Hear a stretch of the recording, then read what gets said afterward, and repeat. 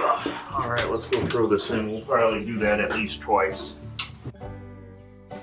Now that we've got our fuel mixture, it's time to pull the mullet machine out of the garage for the first car show of the year. Let's fire up the engine, refuel, and hit the road.